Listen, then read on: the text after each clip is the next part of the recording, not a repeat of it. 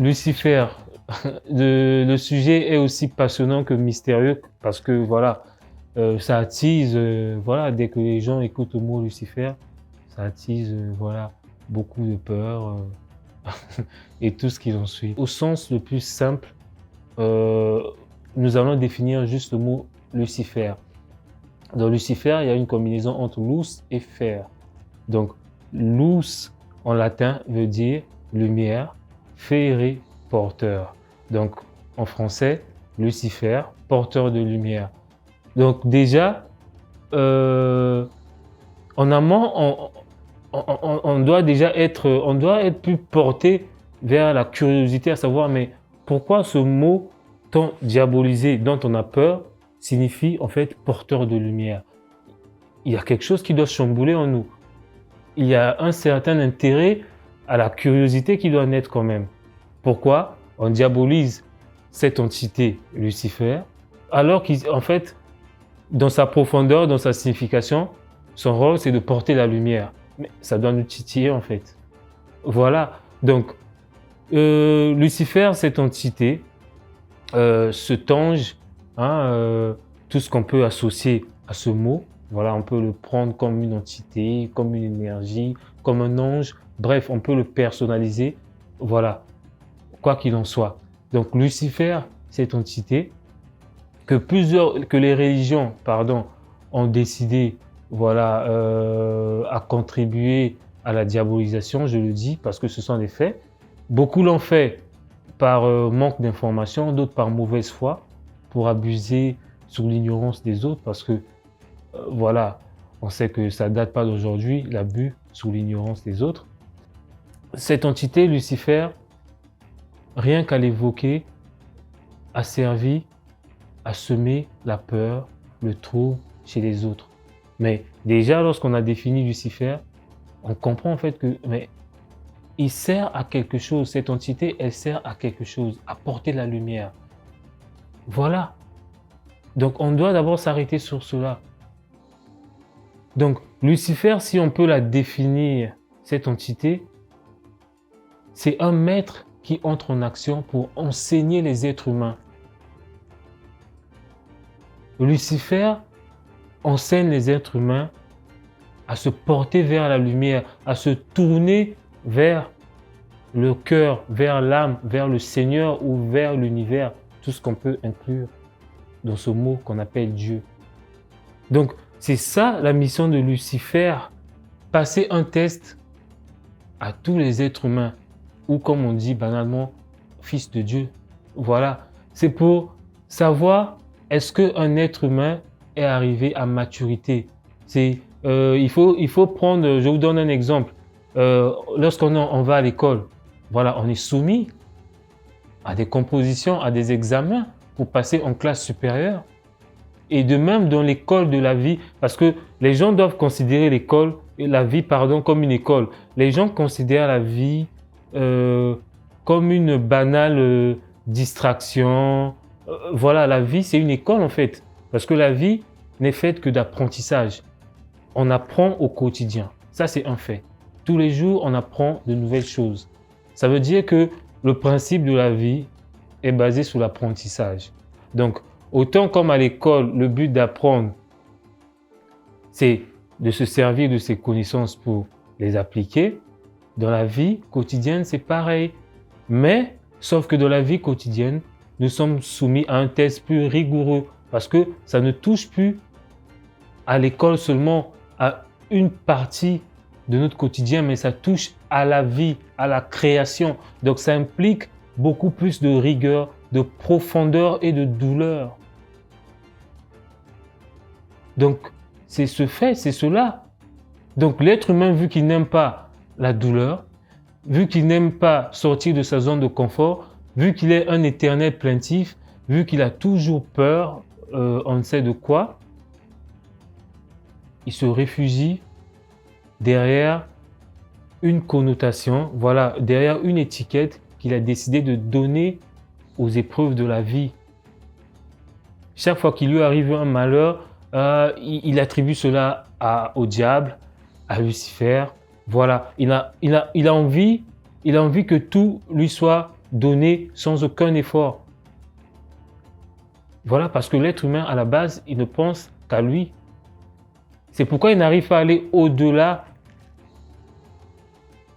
de son cercle restreint d'évolution ou de sa personnalité. C'est pourquoi il attribue tout ce qui vient chambouler, lui, les projets de son moi à ce qui est diabolique ou à ce qui est luciférien. Mais en réalité, nous devrions être réjouis d'être stimulés, tout comme à l'école. Voilà. Donc Lucifer est cet ange qui nous sert d'instituteur, qui nous sert de censeur. C'est cet ange-là qui arrive à détecter en chaque individu les failles et les atouts. Donc, dans la vie quotidienne, c'est normal qu'on soit éprouvé pour grandir, parce que lorsqu'on n'a jamais été éprouvé, on ne peut pas savoir ce que ça fait la douleur. Et du coup, lorsqu'on ne sait pas ce que ça fait de souffrir, on peut facilement faire souffrir autrui. Mais lorsqu'on sait ce que ça fait de souffrir, on a de la réticence pour faire souffrir aussi autrui. Parce que soi-même, on sait ce que ça fait de porter la douleur. Donc, dans ce sens, la douleur devient notre maître, notre enseignant, parce qu'elle nous sert à grandir, à s'élever en conscience. Et cette douleur, on peut l'assimiler à Lucifer. Parce qu'elle nous porte la lumière. Parce qu'elle a servi à nous faire grandir, à élargir notre conscience, à ne plus voir que du bout de notre nez, à voir plus loin que le bout de notre nez.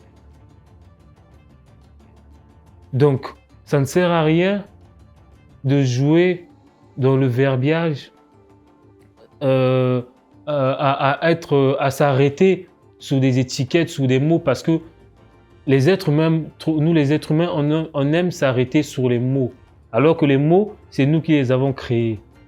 Mais on en fait, on en prend tellement la charge qu'on assimile les mots à ce que nous sommes ou à ce qu'est la vie. Mais la vie est plus profonde que cela. Et en plus, ce mot, comme je disais, comme nous disions tantôt, Lucifer, c'est un mot aussi simple à comprendre que cela, porteur de lumière. Donc au-delà de nos croyances religieuses, de tout ce que l'on nous a appris, prenons du recul et regardons en fait. Mais oui, le mal qui nous arrive, ce n'est pas aisé, mais ça a un sens. Ça a un sens pour nous faire comprendre que nous ne devrions plus aborder le même chemin, que nous devrions faire plus attention à nous-mêmes, à ceux qui nous entourent, ainsi de suite. Et en faisant attention à tout cela, on se bonifie spontanément. Et c'est là qu'on retourne vers le Père. Ou du moins, c'est là qu'on entre en harmonie avec l'univers, avec les principes de l'univers.